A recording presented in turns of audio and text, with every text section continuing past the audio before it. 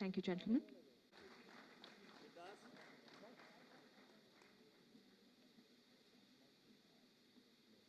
Global north यानी विकसित देशों से लेकर ग्लोबल साउथ यानी विकासशील देशों में इस बात पर बड़ी चिंता व्यक्त की जा रही है कि जो डिजिटल सोसाइटी विकसित हो रही है, जो ट्रांसफॉर्मेशन हो रहा है, क्या वो इंक्लूसिव है, समावेशी है, सर्वस्पर्शी है?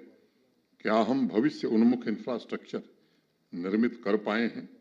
और क्या हम बिजनेस सेक्टर में संस्थागत प्रबंध और व्यवस्थाएं विकसित कर पाए हैं जो अन्य देशों के साथ परस्पर लाभकारी आर्थिक सहयोग बढ़ाने में मदद कर सकें?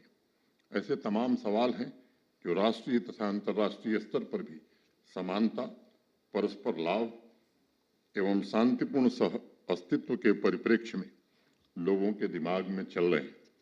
और जब मैं आपसे इस विषय पर चर्चा कर रहा हूं तो मेरे मन में 17 अप्रैल के अखबार की एक तस्वीर चल रही है जिसमें कर्नाटक में एक नारियल कोकोनट सेलर अपने मोपेड पर नारियल बेच रहा है और मोपेड के हैंडल पर डिजिटल पेमेंट के लिए QR कोड लटका के रखा है।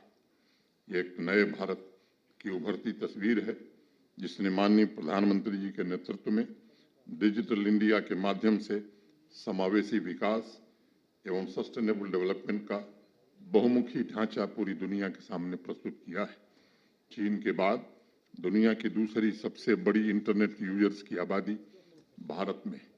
पिछले वर्ष भारत का real time digital transaction 46.8 billion ये रिकॉर्ड रहा है और दूसरे नंबर पर जो देश था चीन, उससे ठीक हम दुगुने हैं।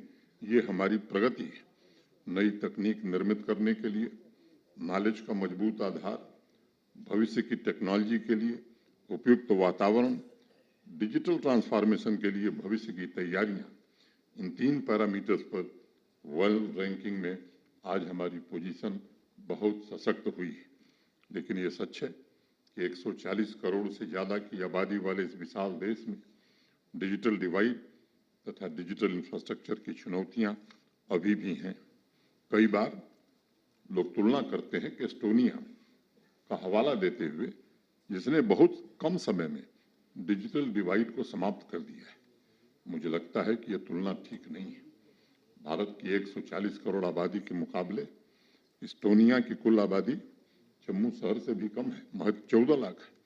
और इसलिए मुझे लगता है कि तुलना करने के बजाय हमें बेस्ट प्रैक्टिसेस के आदान प्रदान द्वारा कार्यक्रमों पर फोकस करना होगा जो digitally empowered society, knowledge based economy निर्मित करने के लिए डिजिटल एक्सेस, डिजिटल समावेशन और डिजिटल एम्पावरमेंट के अभियान को मजबूती प्रदान करे।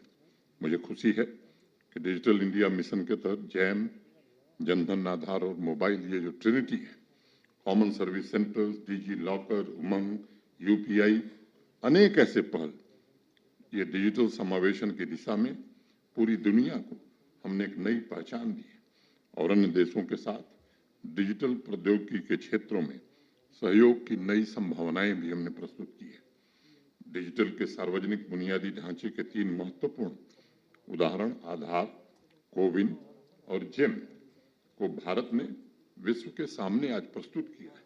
और आज जब मैं आपसे बात कर रहा हूं तो इस समय अनेक भारतीय IT कंपनीज विश्व के अलग अलग देशों में वहां के डिजिटल ट्रांसफॉर्मेशन पर काम कर रही हैं।